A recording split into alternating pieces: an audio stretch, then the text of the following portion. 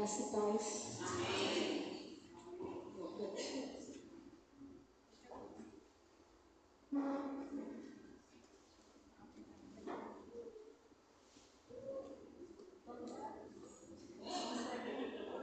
É porque a outra ficou presa no outro canto e eu tive que vir com a grandona mesmo. E pesado. O tema, né? Mulheres governadas pelo Espírito Santo versus feminismo. Valéria nunca pega leve, né? Valéria nunca é maneira dos temas. Existe um problema aí muito grande, né? Um problema enorme aqui. Por quê? Para ser governado pelo Espírito Santo, a gente tem que ser crente. Tem que nascer de novo. E é impossível ser crente e feminista. Impossível. Não dá. Mas, para a gente explicar por que é impossível ser crente e feminista, né, ser governado pelo Espírito Santo, ser feminista, eu precisaria de muito tempo. Eu precisaria explicar a história do movimento feminista, todos as suas ideologias, suas visões de mundo, como eles evoluíram na história, né? Quem são os seus expoentes, os autores, os conceitos. E a gente não vai ter tempo de fazer isso aqui, né? E ao mesmo tempo falar sobre uma vida cheia do Espírito Santo. Então a gente ficaria atropelada no tempo e estaria uma discussão superficial. A gente não pode falar do feminismo superficialmente, porque a gente precisa entender o que está por trás desse movimento. Mas a gente só pode vencer o feminismo, a gente só pode combater o feminismo quando a gente for governados pelo Espírito Santo. Então, eu tomei a liberdade de dividir o tema em duas partes. Hoje eu vou falar sobre uma vida governada pelo Espírito Santo, mas eu prometo que na próxima oportunidade a gente tem que ter um dia para falar só sobre o feminismo. Na igreja do Médici, eu vim de lá agora há pouco, a gente teve um tema muito parecido, só que lá a gente já teve 2 estudos sobre o feminismo. A gente só coroou agora com o final, né, com a cereja do bolo. Então, galera, eu estou aqui explicando às meninas que não dá para a gente falar de uma vida governada do Espírito e do feminismo no mesmo dia. Porque é muito... Eu tenho que entender o que é o feminismo. Então, eu tomei a liberdade de dividir o tema em 2. A gente vai falar hoje sobre uma vida governada pelo Espírito, mas eu vou ficar devendo, me cobre, um dia para a gente falar só sobre o feminismo. E a gente entender as ideias malignas que estão por trás desse movimento. Mas a gente só vai vencer esse movimento se a gente for governada pelo Espírito. Então a gente precisa primeiro falar de uma vida governada pelo Espírito Santo. Porque a gente não é capaz de vencer uma ideologia tão forte, uma ideologia tão maligna, se a gente não tiver uma vida governada pelo Espírito. Contar um segredo para as irmãs. Quando Deus quer falar comigo, Ele me manda para pregar. As mensagens são sempre para mim. Deus fala comigo, primeiramente. E eu tenho a impressão que Deus quer falar muito comigo sobre esse tema. Eu não tenho costume, eu nunca repito as mensagens, não sei se eu nunca faço isso. Mas só hoje, é a segunda vez que eu vou falar isso. Se eu preciso ouvir isso, eu tenho certeza que mais alguém precisa. E Deus quer falar sobre isso. A igreja precisa ouvir sobre vidas governadas pelo Espírito. Boa parte desse estudo foi baseado nesse livro aqui, A Vida Crucificada, de A.W. Tozer. Eu acho que ele está com uma capinha diferente lá na livraria. Então, passe lá, só deve ter um exemplar, corra e compre o seu. Porque eu fui muito abençoada com essa leitura, foi uma das leituras que mais me impactou esse ano. Eu tenho certeza que ela pode impactar a sua vida também. Então, quem quiser aprofundar, ler mais, estudar mais, o título é A Vida Crucificada, Como Viver uma Experiência Cristã Mais Profunda, de A.W. Tozer. Vamos à nossa discussão, né? Abre sua Bíblia em Efésios, capítulo 4.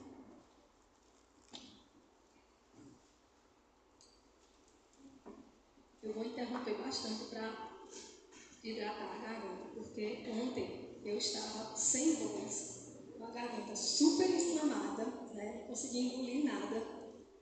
Eu disse, meu Deus do céu, eu vou falar na igreja do Médici à tarde, vou falar na igreja à noite, tem escola dominical domingo. Eu não posso estar desse jeito não. Graças a Deus, amanheci plena, né? Mas assim, não pode abusar muito, então a voz não está essas coisas todas. Mas graças a Deus estamos aqui. Efésios capítulo 4, a partir do verso 11.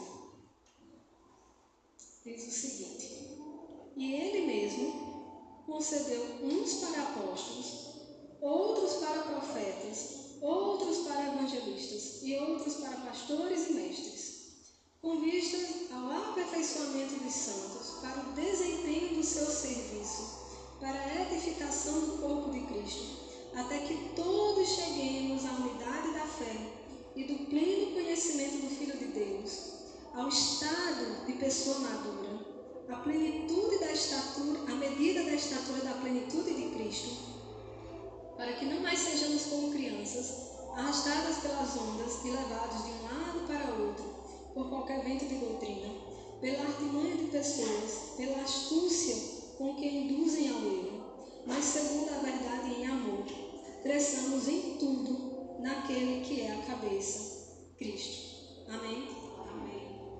Eu vou trazer alguns dados, certo? Algumas informações estatísticas aqui para a gente começar a nossa reflexão.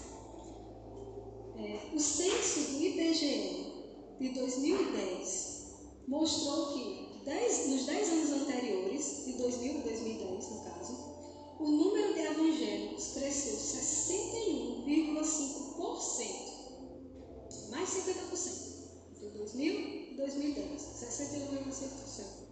Isso representa um acréscimo de 16 milhões de novos fiéis. Veja que ele não está falando da igreja cristã como um todo, incluindo católicos, espíritas e tal, só evangélicos. 16 milhões de novos fiéis. Uma pesquisa mais abrangente, que pegou dados de 1990 até 2019, um espaço aí de quase 30 anos, de 1990 a 2019, verificou o seguinte: a quantidade de templos evangélicos no Brasil cresceu, pasmem, 543%. Em mais ou menos 30 anos, 29 anos, 543% de templos evangélicos. Só no ano de 2019, que foi o ano que essa pesquisa foi realizada, só em 2019, foram abertos 6.356 novos templos. Isso deu aproximadamente 16 templos por dia. 16 templos evangélicos sendo abertos por dia no Brasil, em 2019. O dado mais recente, a última pesquisa do IBGE, em 2022, mostrou que 31% da população brasileira é evangélica. 1 em cada 3 pessoas é evangélica.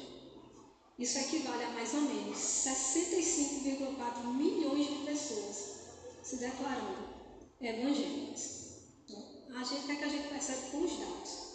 Há um crescimento. Né? 61% não é brincadeira. 17 tempos por dia é muita coisa.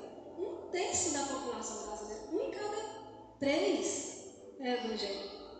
Será que a gente pode dizer que o Brasil está vivendo um avivamento? Vocês acham que o Brasil está vivendo um avivamento? Estamos vendo um mover do Espírito Santo na igreja brasileira? Então alguma coisa não está batendo. Há um crescimento. Os números mostram isso. Mas a gente não consegue sentir.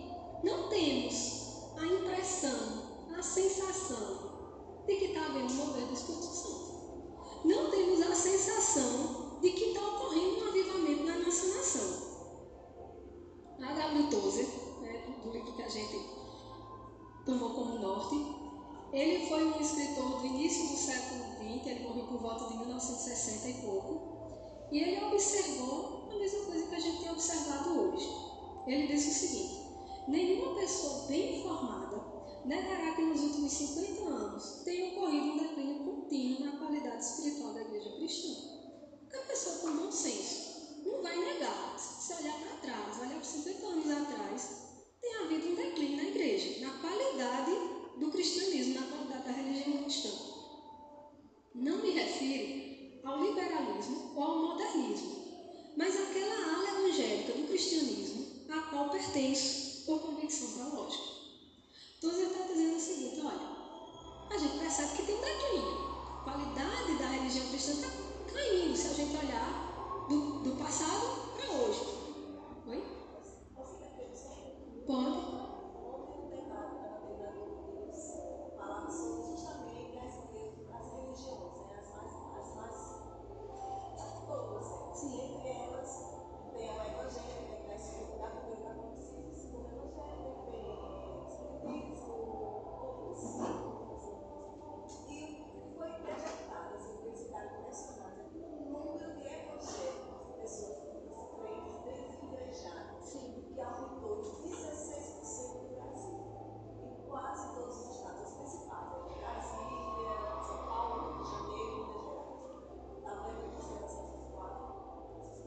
Dados do Brasil, do mundo?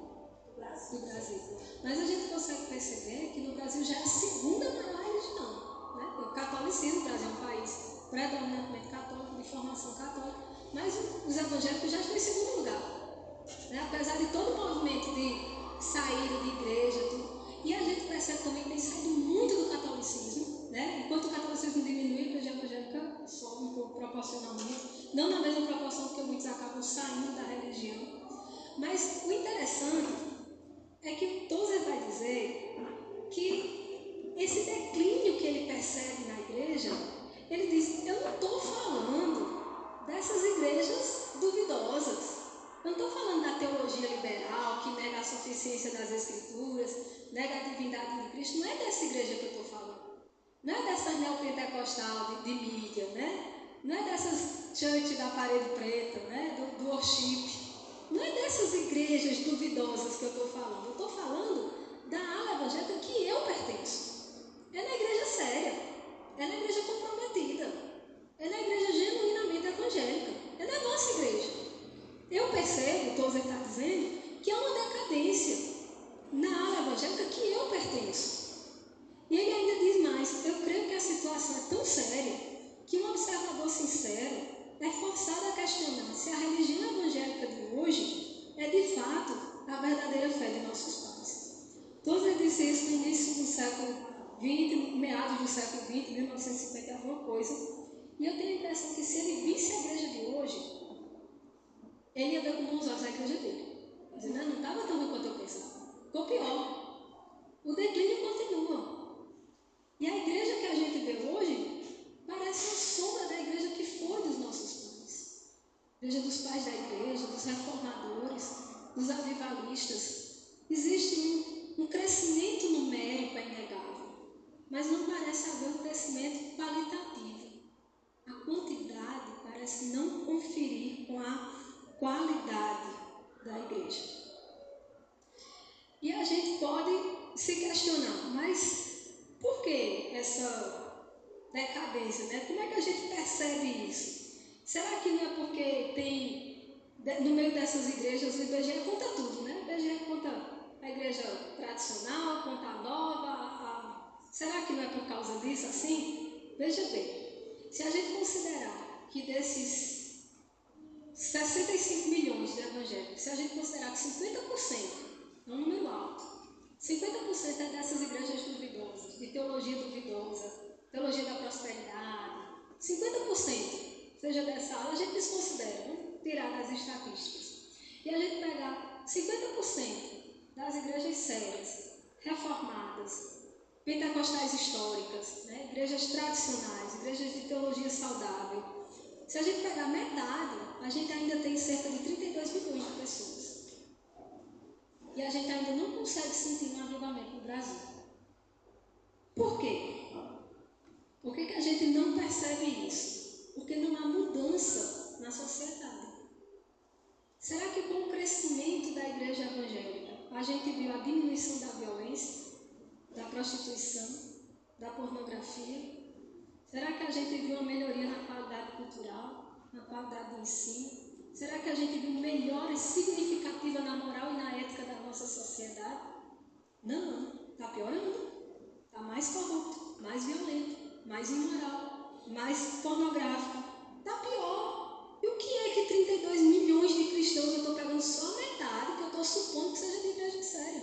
O que é que 32 milhões de evangélicos estão fazendo que não impacta esse Brasil? Mas você diz, será que isso é suficiente? O Brasil tem 200 milhões de pessoas, 208 milhões de pessoas. Se a gente voltar para Atos dos Apóstolos, capítulo 2, a gente vai ver a descida do Espírito Santo em Pentecostes.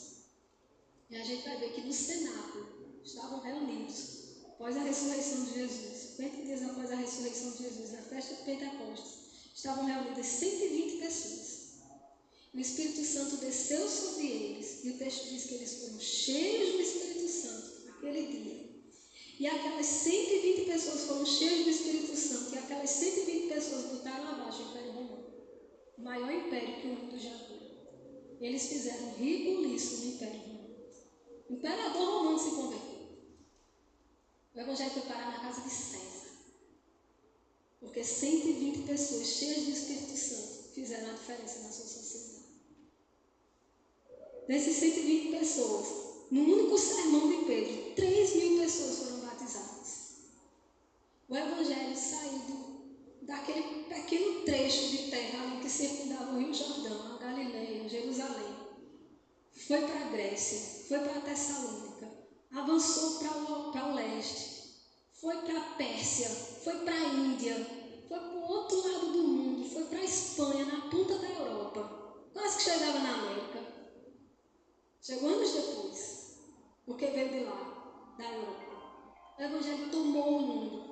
O cristianismo é a maior religião do mundo hoje, porque 120 pessoas cheias do Espírito Santo fizeram a diferença.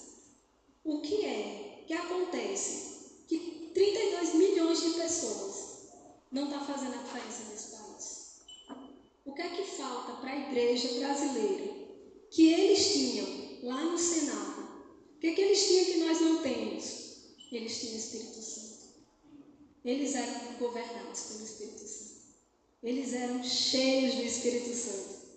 Eles fizeram uma transformação nesse mundo. Por que que a nossa igreja não impacta? Por que que os evangélicos, que são tão numerosos, não fazem a diferença moral nesse país? Porque, infelizmente, nós não somos cheios do Espírito Santo, como eles eram. É triste admitir isso. Mas a gente precisa ver isso aqui no texto. A gente precisa entender um pouco do que Paulo está falando aos Efésios. Vamos voltar lá para o texto. Aqui no capítulo 4, Paulo está falando dos ministérios espirituais. Ele fala um pouco dos dons, e aí ele fala dos ministérios, apóstolos, profetas, pastores, mestres. E ele diz, isso vem do Espírito, né? São os dons espirituais, são os ministérios espirituais, os dons do Espírito. Eles são dados à igreja. Ele concedeu uns para apóstolos, para profetas, para evangelistas. Para quê? Versículo 12. Com vistas ao aperfeiçoamento dos santos, para o desempenho do seu serviço, para a edificação do corpo de Cristo, até que todos cheguemos à unidade da fé e do pleno conhecimento do Filho de Deus, ao estado de pessoa madura, à medida da estatura da plenitude de Cristo, para que não mais sejamos como crianças, arrastados por ondas e levados de um lado para outro por qualquer vento de doutrina, pelas artimanhas de pessoas, pela astúcia, que com astúcia induzem ao erro. Mas, seguindo a verdade em amor, cresçamos em tudo, naquilo que é a cabeça. Paulo está falando a uma igreja de cristãos. A igreja de Éfeso era formada por cristãos. Era uma igreja séria. Era uma igreja de doutrina sólida. Teologia sadia. Implantada por Paulo. Assistida por Timóteo. Essa igreja aqui era uma igreja saudável. Tinha uns problemas que Paulo vez quando advertia, então, mas não era uma igreja neopentecostal. Não era uma igreja de teologia liberal. Não era uma igreja que negava as escrituras. Não era uma igreja de crentes carnais, como a de Coríntios, que estavam trabalhando. Era uma igreja de cristãos, salvos. No início da Epístola aos Efésios, Paulo chama de santos. aos santos em Éfeso. Todo mundo crente, todo mundo salvo. Mas Paulo diz: isso não basta. Não basta que vocês sejam crentes, não basta que vocês sejam salvos. Vocês têm que crescer. Vocês têm que ser aperfeiçoados. Veja, isso tudo que o Espírito Santo faz na igreja e pela igreja é conquistar o aperfeiçoamento dos santos. Tem que ser aperfeiçoado. Tem que melhorar. Não é ficar como está. A igreja de Éfeso era uma igreja formada por santos, mas eram santos infantis. Eram crianças. E Paulo diz: para que não sejamos mais como crianças. Cresçamos em tudo naquilo que é a cabeça. Paulo queria que a igreja de Éfeso crescesse, amadurecesse, né? Ele diz: para que cheguemos ao estado de pessoa madura. Aqui a gente precisa ver alguns conceitos, né? Vou resumir em 2 minutos 4 anos de teologia sistemática. Repare que a gente vai correr. Conceito simples. Quando o homem é pecador, morto em seus delitos e pecados, manda para o inferno, direto para a perdição, perdido, caído em seus pecados. Quando ele recebe o sacrifício vicário de Cristo por meio da fé, quando ele compreende o sacrifício, a expiação de Cristo e deposita nele a sua fé, ele é regenerado. E o que é regenerado? Quando a gente nasce, a gente é gerado. A gente nasce, mas nasce com a natureza caída, pecaminosa. Já perdidos, já nascemos como filhos da ira. Mas quando a gente recebe o sacrifício de Cristo por meio da fé, o Espírito Santo nos vivifica e nós somos regenerados, gerados de novo. É o que Jesus explicou a Nicodemos, lá em João 3,3. Nicodemos, necessário pois é nascer de novo. Tem que nascer de novo. Aí Nicodemos não entendeu, porque eu vou voltar para o ventre da minha mãe sendo velho. Jesus diz: eu estou falando de coisas do Espírito, porque quem regenera é o Espírito. O Espírito sopra onde quer. Mas o primeiro passo, que quando a gente recebe esse sacrifício de Cristo lá na cruz, Ele nos dá uma vida, né? Assim como Deus soprou na narina de Adão fôlego de vida e ele se tornou vivo. O homem está morto em seus delitos e pecados, né? Como diz lá em Efésios 12, estando nós mortos em nossos delitos e pecados, Ele nos deu vida.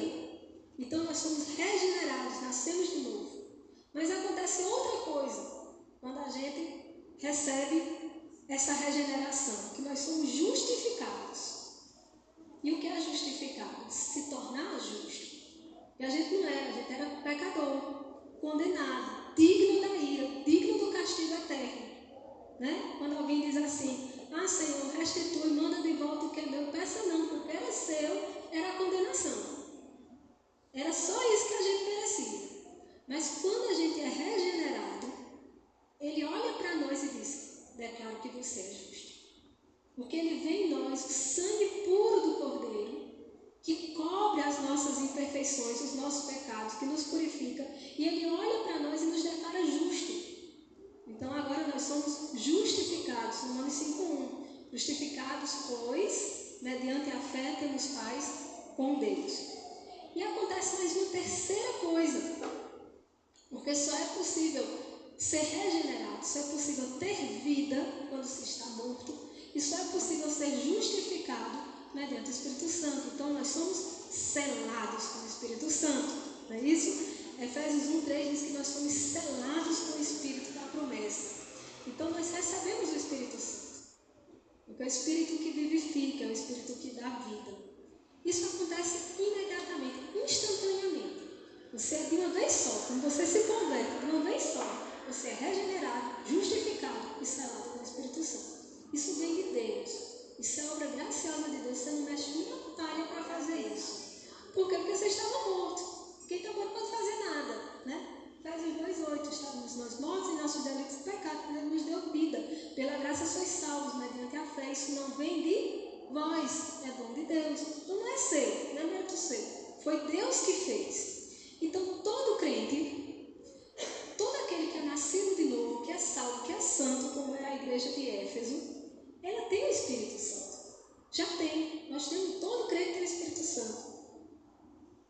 Mas, assim como o Espírito nos dá vida, quando a gente é gerado, a gente é o quê? Um bebê. Bebezinho. Bebê precisa o quê? Crescer. Precisa se desenvolver. Quando a gente nasce na fé, quando a gente nasce no Espírito, a gente também é um bebê. Uma criança. Sabe de nada. Não sabe das coisas, né? Assim, meio desorientado da vida. Criança. Não pode ser criança para sempre. Tem que crescer. Quando a gente tem um bebezinho com volta de 1 ano, mais ou menos, começa a falar. A Bíblia já está falando, dando algumas coisinhas, né? Então, a criança começa a falar. Ela fala, mamãe, né? Papá, vovó, dadá. Essas palavrinhas acabam com o coração da gente. Emocionado, né? Falou e firme, mostra para todo mundo, e conta para todo mundo. Parece até que o menino está discursando em Oxford, né? Mamãe, ai, a alegria muito grande quando o bebê começa a falar. Quando tem mamãe, pronto. Melhor ainda, né? A discussão vai ver com a primeira palavra. Isso acontece por volta de 1 ano, mais ou menos, 1 ano e meio e tal. Mas, imagine, se depois de 1 ano, depois de 2 anos, a criança ainda tivesse mamãe, papá, você ia ficar preocupado. Eu fico emocionado no começo. Depois de 1 ano ainda está falando isso, você começa a ficar preocupado, leva no fonoaudiólogo, leva no pediatra, 15 anos. Se esse menino completa 10 anos, 15 anos, e ele ainda só fala mamãe e papá, ele tem um problema. Ele tem alguma deficiência, né? Motora, intelectual, qualquer coisa. Não está normal. Porque a criança precisa crescer.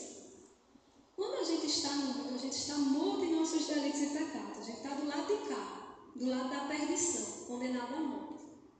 Mas quando a gente se converte, a gente é regenerado, justificado, selado com o Espírito, a gente atravessa o mundo. A gente vem para o lado de cá. A gente está vivo. Né? Nasceu de novo, vai para o céu. Mas, bebê, tem que crescer. Tem que crescer espiritualmente, tem que crescer na fé. Tem que ter amadurecimento, tem que ter aperfeiçoamento. Então, se quem dá vida é o Espírito, quem dá crescimento e maturidade é o Espírito. Então a gente já tem o Espírito. Está vivo. Nasceu de novo. Mas a gente, para crescer, precisa ter mais do Espírito. É o que a gente vai dizer, tem que ser cheio do Espírito. Aí, dependendo da igreja, dependendo da denominação, vai chamar revestimento com poder, batismo com o Espírito Santo, cheio do Espírito. Chama como quiser, a ideia é a mesma. Nós já temos o Espírito. Suficiente para estar vivo. Agora, para crescer, tem que ter mais do Espírito, tem que ser mais cheio do Espírito. Essa ideia está clara na Bíblia, né, de que uma coisa é ter o Espírito Santo, outra coisa é ser cheio do Espírito Santo. Eu não tenho dúvida que os milhões de evangélicos no Brasil têm o Espírito Santo, se não era crente, se não estava salvo.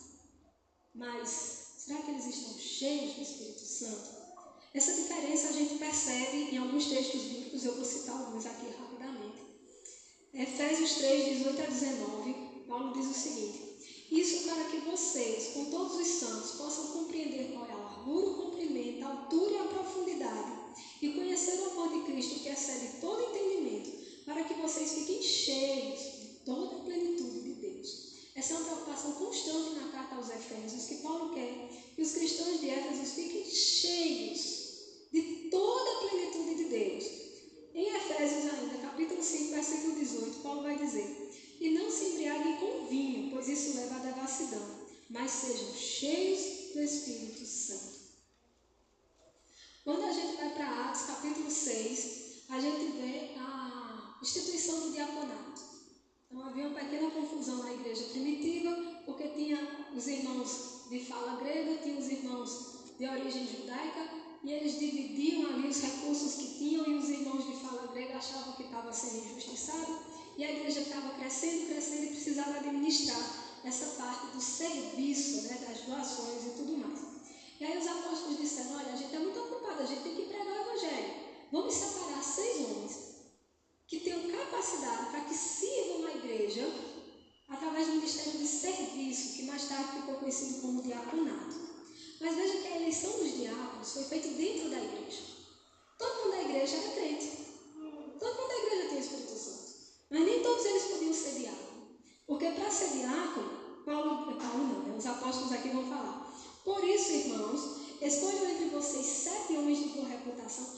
cheios do Espírito de Deus e de sabedoria para os encarregarmos desse serviço. Todos os crentes ali presentes têm o Espírito, mas para ser diácono tem que ser cheio do Espírito Santo. Então é importante que a gente entenda que existe uma diferença entre ter o Espírito Santo e ser cheio do Espírito Santo. Eu não tenho dúvida que todos nós temos o Espírito Santo, mas precisamos ser cheios do Espírito para poder fazer a diferença onde estamos e para poder ser governadas pelo Espírito Santo. Só pode ser governado pelo Espírito quem é cheio do Espírito. Então a gente precisa primeiro se encher do Espírito para que a gente possa viver uma vida sob a direção do Espírito Santo. Por que é que a igreja cresce em número, mas não cresce em qualidade? Porque as igrejas estão se enchendo de gente. A igreja está cheia de pessoas, mas as pessoas não estão cheias do Espírito.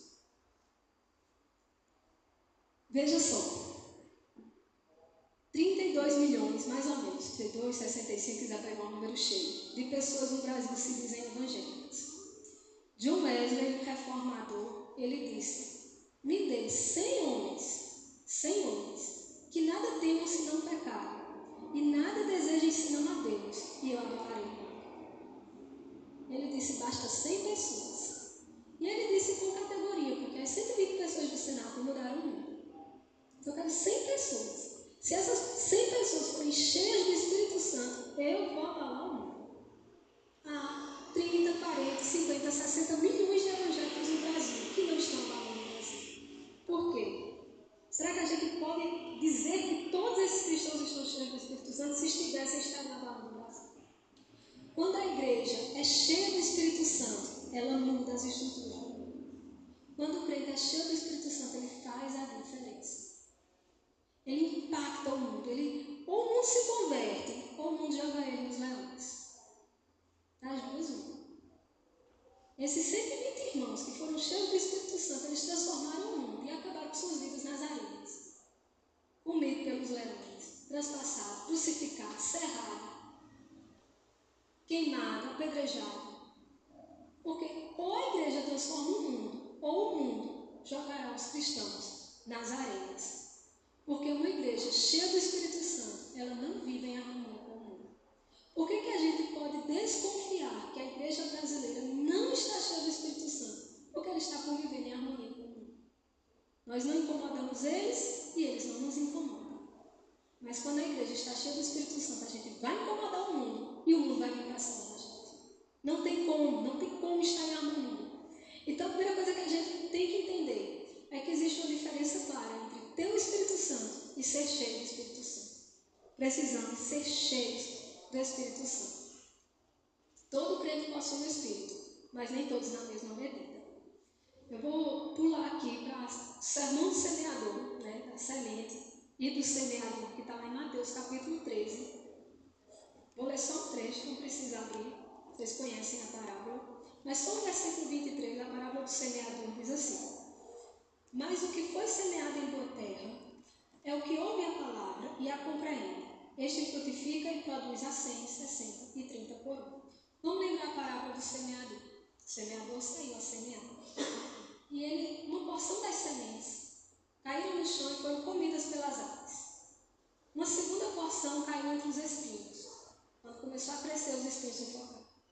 Uma terceira porção caiu e secou ao sol. E a quarta porção caiu em terra fértil, prosperou, produziu, né? E a gente sabe que os três primeiros grupos de sementes são aquelas pessoas que ouvem a palavra, mas não recebem. Porque o diabo carrega de seus corações, é representado aqui pelas aves. Porque as riquezas do mundo e as preocupações da vida sufocam. Porque ele não tem raízes, né? As que caíram entre as pedras não têm raízes para crescer. Então são aquelas pessoas que ouviram o Evangelho, mas que não houve transformação em suas vidas por diversos motivos. Mas a quarta porção, que caiu em terra fértil, o texto vai explicar o que foi semeado em boa semente. É o que ouve a palavra, a compreende e frutifica. É aquele que se converte. É o crente. É o que é salvo. Ele recebe a palavra, guarda a palavra e ele frutifica. Mas não frutifica todo mundo igual.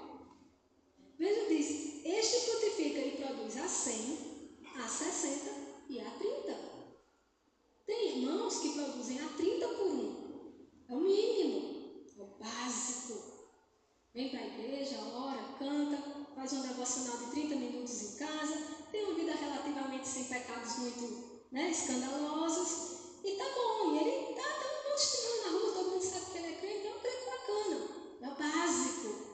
Ele produz a 30 por um, mas você poderia produzir a 60 por um, a 100 por um. É aquele que não dá tudo de si, que não chegou aonde poderia chegar. A meta é ser um cristão índice 100. Mas a gente está conformado em ser um cristão índice 30. Um cristão índice 30 é cristão. Está salvo, vai para o céu. Mas ele nunca vivenciou as riquezas de Deus para a vida dele. Ele não tem intimidade com Deus. Ele não conhece a voz de Deus. Deus não faz maravilhas na vida dele. Ele não tem intimidade com o Senhor. Ele vive no básico. É o mínimo necessário para ir para o céu.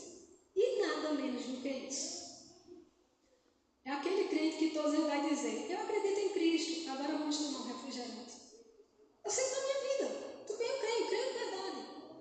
Mas não tem impacto significativo na minha vida. Esse crente parece com os hebreus que saíram da terra do Egito. Eles eram escravos no Egito. Eles apanhavam, sofriam, pediram a Deus, clamaram a Deus: Senhor, me livra daqui. Aí veio Moisés, 10 pragas, muita coisa aconteceu. Eles cruzaram o Mar Vermelho e saíram do Egito. Não eram mais escravos, eram livres. Mas eles passaram 40 anos rodando no deserto, sem entrar na terra prometida. Tinha hora que estava mais perto de Canaã, tinha hora que estava mais perto do Egito. Não entrava no Egito, mas também não entrava em Canaã. Ficava ali, no meio do deserto. Toda uma geração de 20 anos para cima morreu no deserto, sem nunca ter provado a terra que mana leite e mel, sem nunca ter experimentado as delícias de Deus, sem nunca ter desfrutado do que significa descansar no Senhor. Eles eram livres, eles não eram escravos, mas não entraram em Canaã. Muito crente hoje está acomodado no deserto. Não está no mundo, não é pecador, mas não entrou na intimidade de Deus. Não está vivendo ali do ladinho de Deus, não. Está só acomodado no mínimo necessário. O tabernáculo de Israel, o tabernáculo que Deus mandou o povo de Israel construir, ele era dividido em 3 partes. Tinha o átrio, onde estava todo mundo. Tinha o santo lugar, onde eram ofertados sacrifícios, somente os sacerdotes, os levitas. Quem ia participar das cerimônias entrava no lugar santo. Mas havia um terceiro lugar, que era o Santo dos Santos. O Santo dos Santos era coberto por uma cortina. Dentro do Santo dos Santos tinha 2 querubins com as asas abertas, tocando na parede, na ponta da outra asa, o outro querubim tocava na outra ponta. 9 metros de extensão, 2 querubins enormes de ouro. No meio dos querubins tinha uma arca de ouro puro, onde dentro estavam as tábuas da aliança, representando a presença de Deus. No Santo dos Santos, somente o sumo sacerdote podia entrar uma vez no ano, depois de fazer um monte de rituais de purificação. Ele entrava uma vez por ano e sacrificava em prol do povo. Quando Jesus morreu no Calvário, o véu do templo literalmente se rasgou de alto a baixo, indicando que nós temos livre acesso ao Santo dos Santos. Nós temos livre acesso à presença de Deus. Nós podemos estar na presença de Deus a ponto de ouvi-lo e vê-lo face a face, como Moisés via, e o seu rosto brilhava por causa disso. E a gente está no átrio. Está lá no átrio. A gente não entra para o lugar santo. A gente não entra para o Santo dos Santos. Eu tenho a impressão que existe muito mais de Deus do que a gente está vivendo. Tem muito mais de Deus do que vir para a igreja, assistir um culto, orar em casa, ler a Bíblia. Deus tem muito mais para falar. De sentir a presença de Deus, de falar com Ele, de ouvir a voz dEle, de dizer: eu sei que Ele está aqui comigo, de ver coisas espirituais acontecendo. A gente está acomodado no átrio, mas a gente tem acesso ao Santo dos Santos. A gente está produzindo a 30, mas poderia produzir a 100. A gente não está vivendo toda a vida espiritual que poderia. A gente não está indo tão longe quanto poderia. A gente está molhando os pés na espuma da água do mar, só a beirinha da água. Mas se você botar uma roupa de mergulho, você entrar no oceano, você vai ver uma riqueza de fauna e flora, mais rica do que a que tem aqui na superfície. Animais de todas as cores, formas e tamanhos. Os mais inusitados, coisas que a gente nem imagina. tem uma beleza no fundo do oceano tão grande que a gente nem imagina. A gente está molhando os pés na beira da praia. É bom? É. É legal para igreja? Maravilhoso. É bom estar na praia se refrescando? Sim. Mas a gente nunca vai saber o que é a profundidade do Espírito Santo se a gente não for cheio dele. Tem uma música que dizia: eu navegarei no oceano do Espírito. A gente não está navegando. Está só molhando o pé na beirinha da praia. Tem muito mais cristianismo que poderia ser vivido. Tem muito mais poder de Deus que poderia ser experimentado. E eu tenho a impressão de que eu estou muito longe disso. Tem tanta coisa que eu poderia viver, não estou vivendo. Eu preciso de mais do Espírito Santo, eu preciso de mais de Deus na minha vida. Isso aqui é muito bom, mas Ele está lá. Eu posso estar diante da presença de Deus e estou aqui longe fazendo o quê, Senhor? Por que a igreja de hoje não está cheia, plenamente cheia do Espírito Santo? Porque ela caminha com pernas mundanas. Veja o que Tozer disse. Por que o povo de Deus não salta, não pula, não começa a andar e a correr, subir e escalar? Porque ele precisa ser mimado, afagado, cuidado, acompanhado e sustentado. O motivo é que nunca adquiriram pernas espirituais sobre o corpo. A igreja não é avivada, a igreja não transforma o mundo, porque ela quer poder por meios mundanos. A gente quer mover a igreja com artimanhas seculares, com apelo emocional, músicas envolventes, né? Momentos de estupor, luzes, trilha sonora, marketing, pregações, né? Entusiastas, meio coaching, ou músicas dançantes, estratégias de psicologia, engajamento nas redes. Mas essas coisas não trazem crescimento espiritual. Essas coisas trazem número. A pessoa pode até vir para a igreja, pode até se converter, mas ele não vai sair do básico. Ele vai ficar sempre a 30. Ele não chega a esse 100. Porque para crescer temos que ter pernas espirituais. Temos que nos apoiar e nos escorar no Espírito Santo.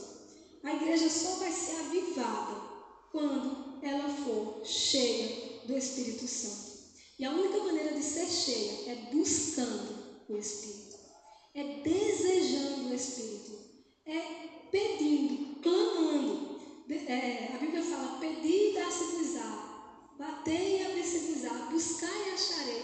E a gente só acha que isso se refere a coisas materiais.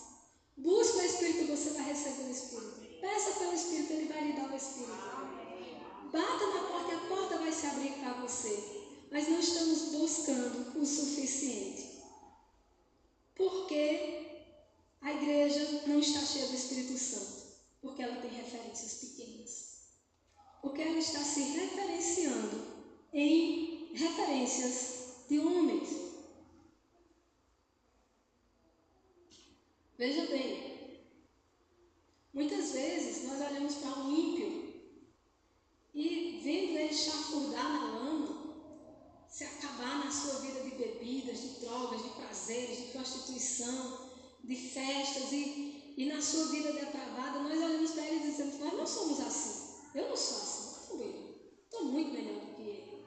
Mas é claro, você está comparando o corpo de um homem doente com o corpo de um homem morto. Há uma diferença óbvia, gritante, claro que há. Mas muitas vezes a gente está comparando com o corpo de um homem morto, mas é um corpo doente, às vezes moribundo, às vezes nas últimas, está vivo, está ali no limite. E a gente se gloria porque não é como um ímpio pecador. Esse é o referencial. Ou a gente pode olhar para uma igreja com teologia questionável, né? A igreja da prosperidade, teologia da libertação, essas churches mais modernas, igrejas neopentecostais que estão na mídia, e a gente dá tapinha nas nossas costas e diz: eu não sou como eles, minha teologia é séria. Eu venho de uma igreja reformada, eu venho de uma igreja pentecostal histórica, eu venho de uma igreja sadia, de uma teologia sadia. Não sou como eles. Ótimo, parabéns, você está muito bem. Acontece que não é o objetivo, nunca foi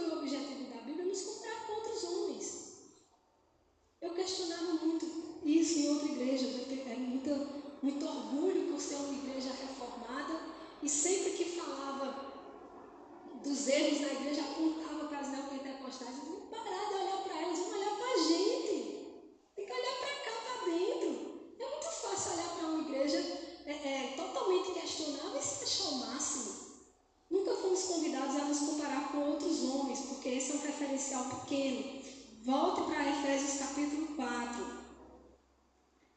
Veja o que Paulo diz no versículo 13.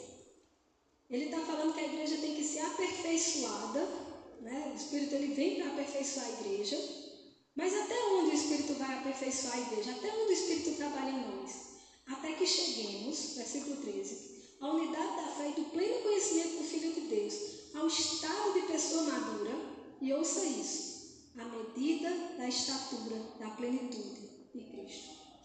O alvo é Ele, tem que parecer com Cristo. Eu vejo um homem pecador e me acho o máximo, e acho que eu estou santo demais.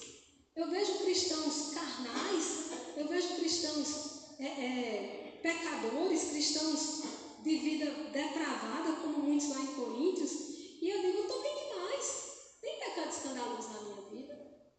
Ninguém está falando nada, o testemunho está legal. Mas quando eu olho para Cristo, eu já cheguei lá, eu já estou na medida da altura, da plenitude de Cristo. Eu sou santo como Cristo foi santo. Cristo homem, Jesus homem, que andou na terra. Eu sou santo como Ele era santo. Eu tenho intimidade com Deus como Ele tinha. Eu tenho a vida que Ele tinha. Se eu não tiver, eu estou longe demais.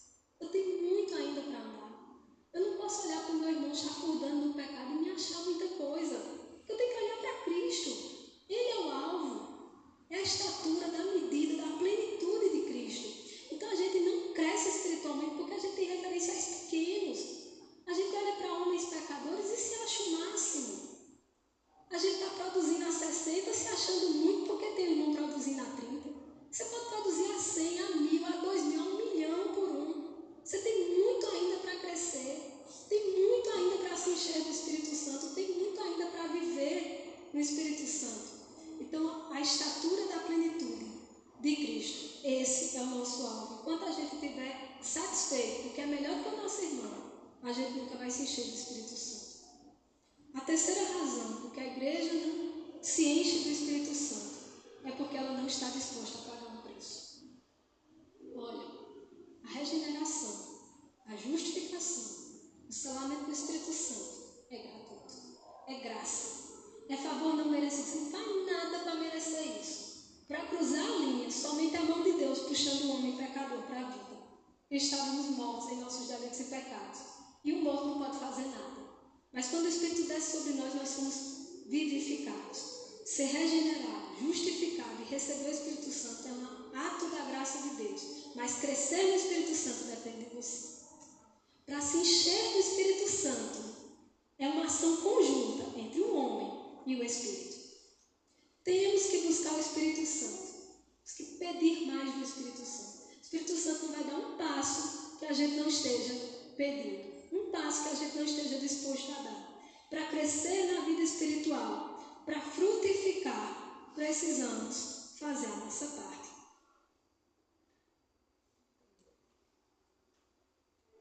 A salvação é um ato de graça, mas ser cheio do Espírito Santo vai custar tudo da gente. É um preço alto, é um preço difícil, pesado. Somente homens e mulheres que deram tudo de si se encheram do Espírito Santo. 120 pessoas lá do cenáculo deram sua vida porque eram cheios do Espírito Santo. Vai lhe custar tudo, vai custar toda a sua vida, vai custar tudo que lhe é precioso, porque a graça é preciosa. Mas muitas pessoas têm uma visão romântica de ser cheio do Espírito Santo. Pensam que ser cheio do Espírito Santo é aquele pregador famoso que dá conferências, que vende muitos livros, que é conhecido, que fala bem, que prega bem, que é eloquente. E vem um ministério abundante, vem um ministério pomposo e acham que isso é ser cheio do Espírito Santo. Um ministério pomposo pode ser de alguém cheio do Espírito Santo, mas para aquele pregador chegar lá no congresso, chegar lá no púlpito, se ele for realmente cheio do Espírito Santo, ele pagou um preço em casa. Ele passou horas orando. Ele passou horas se consagrando, horas estudando, horas chorando na presença de Deus.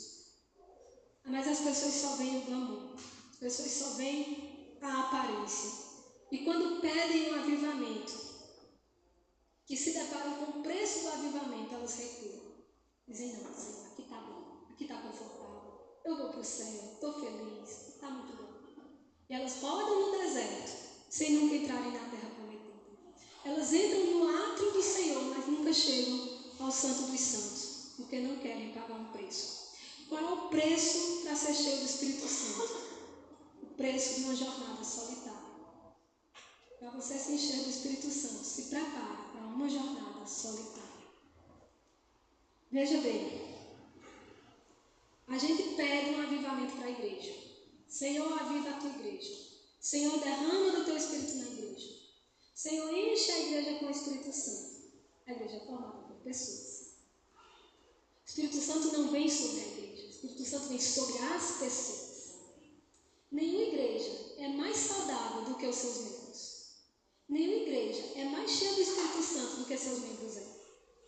Para que a igreja seja cheia do Espírito Santo, cada membro tem que ser cheio do Espírito Santo. E para ser cheio do Espírito Santo é uma jornada solitária. Você tem que buscar Deus na solidão do seu quarto. Os pastores e os líderes estão sobrecarregados porque os crentes querem que o pastor faça tudo por eles. Ele quer chegar aqui na igreja e quer que o louvor enche eles do Espírito Santo, que a pregação enche eles do Espírito Santo, que a liturgia da igreja enche eles do Espírito Santo. Mas não é assim que o Espírito Santo vai vir sobre você. É em casa. Você vai ser cheio do Espírito Santo na sua casa, sozinho no seu quarto. E você vai vir para a igreja cheio do Espírito Santo. É orando no silêncio, na madrugada. É horas de joelho, até o joelho doer, até as pernas doer. É horas de leitura. É horas buscando ao Senhor. É choro, é lágrima, é sofrimento sozinho. É você e Deus chorando diante do Senhor sozinho. O pastor não pode buscar Deus por você, seu marido pode buscar Deus por você, seu filho não pode buscar Deus por você, a igreja não pode buscar Deus por você, só você pode buscar Deus. Jesus, Filho de Deus, pessoa da Trindade, Deus encarnado, ele se afastava da multidão e ia para o monte orar. Se Jesus precisava de um tempo a sós com Deus, quem sou eu para pensar que não precisa? Se Jesus se afastava da multidão para orar, por que eu acho que a minha vida espiritual vai crescer sem isso? A gente tem que se afastar da multidão. Desligar o celular, desligar a televisão. Se afastar um pouquinho dos filhos, do marido, dos afazeres da casa, do trabalho, das preocupações e dizer, agora sou eu, Deus. Os homens que mudaram esse mundo, as mulheres que mudaram esse mundo, passavam horas na presença de Deus. Jonathan Edwards conta a história que ele se deitava no chão com os braços abertos orando, porque ele dizia, de joelho não basta, eu tenho que me prostrar mais, eu tenho que estar mais humilhado na presença de Deus. Ele se deitava com os braços abertos e dizem que parecia que ele levitava, de tão tenso que era a sua oração, de tão perto que ele estava de Deus. Ele era cheio do Espírito Santo, porque ele pagava um preço, e era um preço da solidão. Quando Elias ouviu a voz de Deus, ele estava sozinho na caverna. Às vezes a gente precisa se retirar para a caverna e chorar na presença de Deus, e pedir a presença de Deus, e vir para a igreja cheio do Espírito Santo. Não esperar que alguém faça isso por a gente, não esperar que ele venha até nós sem que paguemos um preço por isso. A igreja só vai estar cheia do Espírito quando cada membro for cheio do Espírito. E Tozer vai dizer, quando o Espírito Santo desceu no dia de Pentecostes, ele não se estabeleceu sobre eles em massa. O Espírito veio sobre cada um individualmente. E cada um passou pela experiência como se fosse um único ser humano ali presente. O Espírito Santo não veio atacar. Ele não vai cair sobre a igreja, ele vai cair sobre as pessoas, sobre os cristãos. Cada cristão vai ser cheio do Espírito Santo e a igreja vai ser avivada. Mas não estamos dispostos a pagar o preço de uma jornada solitária. E não estamos dispostos a uma vida de renúncia. a renunciar ao nosso próprio eu, nossos prazeres. Eu não me refiro aos pecados escandalosos, porque eu suponho que se fomos regenerados, o velho homem morreu e esses pecados ficaram para trás. Mas eu falo daqueles pequenos comportamentos que tomam conta da nossa vida, muitas vezes: a ira, a inveja, o sentimento de rancor, abrir mão do nosso próprio direito de justiça, abrir mão de ter as minhas vontades satisfeitas, abrir mão dos meus caprichos, abrir mão da minha própria vida. E não somente isso, às vezes teremos que abrir mão de coisas que não são necessariamente pecaminosas. Muitas pessoas que transformaram o mundo abriram mão do seu emprego, abriram mão do seu status social, abriram mão do seu estilo de vida, abriram mão do convívio com sua família. Outros renunciaram à própria vida e foram martirizados por amor ao Evangelho. Às vezes Deus vai nos pedir para abrir mão de coisas que não são necessariamente pecado, mas que está nos impedindo de ser cheios do Espírito Santo. Vai ser difícil, mas às vezes vai ser preciso renunciar a um salário, um emprego, uma amizade, convívio com parentes, um estilo de vida. Mas Deus não pede a mesma coisa para todo mundo. Deus não pede que todos renunciem à mesma coisa, porque cada um sabe o que se interpõe entre ele e Deus. Para Abraão, por exemplo, Deus pediu que deixasse a sua terra, mas para o gadareno, Jesus mandou voltar à sua terra. Pedro, Tiago e João deixaram seus empregos, mas Áquila e Priscila serviram nos seus empregos. Nem todo mundo vai renunciar à mesma coisa, mas a pergunta é: quando Deus lhe pedir para renunciar a alguma coisa, você está disposto a renunciar? A dizer não a alguma coisa que não é pecado? Não é pecado, mas está te impedindo de entrar no Santo dos Santos. Será que nós vamos estar dispostos a uma vida de renúncia? A renunciar à nossa própria satisfação, aos nossos próprios prazeres e ao nosso próprio conforto? Essa é a grande pergunta. Estar disposto a pagar um preço por uma vida cheia do Espírito Santo. Nós só seremos governadas pelo Espírito, guiadas pelo Espírito, quando formos cheias do Espírito. E só seremos cheias do Espírito quando tivermos sede da presença de Deus. Salmo 42, versículo 2, Davi diz: como a corça anseia por água, a minha alma tem sede de ti. A nossa alma tem sede de Deus. Diga a verdade. A gente sai do culto, chega em casa, estica as pernas e vai assistir televisão. A gente diz: o culto foi muito bom, estou satisfeito. Quem tem sede de Deus não faz isso. Quem tem sede de Deus diz: eu quero mais. O culto foi uma bênção, foi maravilhoso. Eu vou chegar em casa e vou orar. Eu vou chegar em casa e eu quero mais da presença de Deus. Eu vou acordar pela manhã e eu vou passar 2 horas de joelho, buscando a face de Deus, até sentir a presença de Deus na minha vida. Não vou largar. Sabe o que Jacó fez? Jacó segurou um anjo. É uma música, né? Jacó segurou um anjo. Ele disse: não sai daqui enquanto eu me abençoar. Agarra a Cristo pelas vestes e não sai daqui enquanto não vier sobre mim o teu Espírito. Eu quero mais de Deus, eu tenho sede de Deus. Eu leio a Bíblia, não é porque eu tenho a obrigação de ler a Bíblia, eu leio a Bíblia porque eu quero estar perto de Deus, eu quero ouvir a voz de Deus. Eu ouço louvores o dia inteiro porque eu preciso ser cheia da palavra de Deus, tem que alimentar os meus ouvidos. Eu preciso de mais de Deus. Um dia por semana é pouco. A gente vem para a igreja, levanta as mãos, louva, é uma oferta, é uma bênção, chora, se comove com louvor. Acabou. Acabou. Durante a semana não busca o Senhor. Durante a semana não chora aos pés do Senhor. Não chora pelos seus pecados. Miserável pessoa que sou. Miserável que eu sou, pecadora. Porque eu olho para Cristo, eu estou tão longe de Cristo. Isso não me incomoda, isso não dói no meu coração.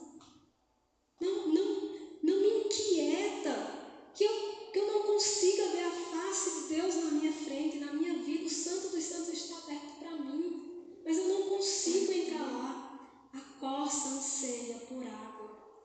Se você pegar esses vídeos de animais, vai mostrar a corça pula, corre. Quando vê um lago, ela vai, corre para beber água. Os leões em volta, ela está lá bebendo água porque ela quer água.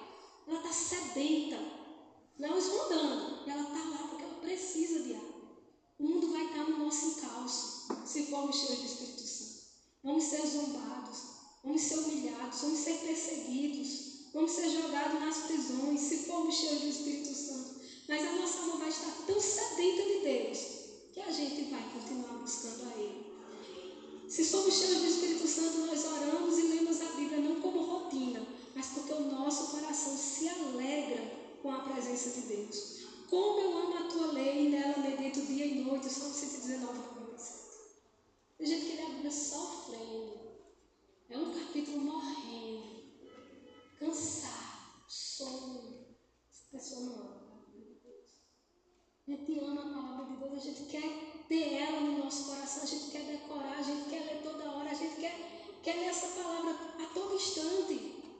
A gente tem sede, a gente tem desejo pela palavra de Deus, porque a gente ama a palavra de Deus. A gente fala a palavra, a gente canta a palavra, a gente lê a palavra, a gente quer ouvir a palavra, porque a gente ama só quem é cheio do Espírito Santo.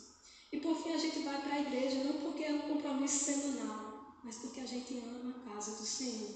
Amém. Salmo 84, versículo 10. Melhor é um dia nos teus atos do que mil em qualquer outro lugar. A gente vem para a igreja por quê? Porque é costume? Ou porque você diz, eu quero estar nos atos do Senhor? Eu quero louvar a Deus na oração, eu quero que Deus desça sobre nós. A Shekinah de Deus. Sabe o que é a Shekinah de Deus? Foi quando Deus desceu no Monte Sinai. Leia esse texto lá mesmo. A montanha fumegava, a montanha brilhava. Imagina uma montanha enorme, incandescente, trovejando, relampejando, parecia um show pirotécnico. Era luzes, era barulho, era tremor. Quem tocasse na montanha morreria. O Espírito Santo estava naquele lugar. Deus estava naquele lugar. E a gente vem para a igreja e diz, Deus está nesse lugar, parece que não tem ninguém. Ninguém, não tem nada acontecendo. A gente entra, a gente sai, ouve a palavra, fica feliz, mas chega em casa e faz como todos eles dizem, um refrigerante. A vida que segue. A gente precisa ver essas paredes tremerem. A gente precisa ver esse bairro pegando fogo. Amém. A gente precisa ouvir a voz de Deus. A gente precisa sair daqui com o rosto brilhando como Moisés. Que as pessoas olhem para a gente e dizem, você esteve na presença de Deus. Você está cheio do Espírito Santo. Que as pessoas vão ver em nós. A gente vai refletir isso ao mundo. Amém. Se formos cheios do Espírito Santo. Homens e mulheres que tinham sede de Deus se recolheram para buscar a Deus por horas a fim. E anunciaram tudo por amor a Cristo. Moveram grandes avivamentos. Eu poderia citar aqui John Wesley, Thomas de Kempis, John Murray, Jonathan Edwards, grande avivalista, Francisco de Assis, Dietrich Bonhoeffer, Martin, decapitado pelo nazismo de Hitler, David Livingstone, missionário na África, deixou seu coração lá, literalmente. Homens comuns e pecadores, mas cheios do Espírito Santo, que transformaram o mundo, que fizeram a diferença ao seu tempo. Pense em mulheres como Edegarde, Santa Edegarde, Catarina de Sena, Rosa de Lima, que não sou eu, mas meu nome deriva dela também. Belíssima história, leia a respeito. Sofia Miller, que saiu dos Estados Unidos, ela perguntava, quando você recebeu o seu chamado? Eu disse, nunca. Deus chamou todo mundo, indo por todo mundo e pregar o Evangelho, eu só obedeci. Só obedeci. Saiu dos Estados Unidos, foi para a Colômbia, atravessou a floresta amazônica a pé e chegou à comunidade indígena que hoje Maria do Carmo trabalha, os meninos da igreja estão lá. Mulher cheia do poder de Deus, cheia do Espírito Santo. Comuns como nós, mas que não se conformaram em viver uma vida comum. Não se conformaram em ir para a igreja todo domingo e fazer seu devocional de 30 minutos por dia. Mulheres cuja vida foi verdadeiramente governada pelo Espírito Santo. A gente precisa sair daqui. Mas a gente não vai sair daqui cheio do Espírito Santo. Você vai para casa e você vai pedir a Deus que lhe encha do Espírito Santo na sua casa. Se ajoelhe, clame dia após dia e não pare de clamar, não pare de pedir. Até que o Espírito Santo venha sobre sua vida e você venha para cá, cheio do Espírito. O que nós poderíamos fazer por esta igreja se tivéssemos 100 mulheres cheias do Espírito Santo? O que nós poderíamos fazer por nossa cidade se tivessem 100 mulheres cheias do Espírito Santo. Eu digo como John Wesley, me dê 100 mulheres cheias do Espírito, inclusive eu, que preciso ser cheio do Espírito. E nós mudaremos o mundo. Amém?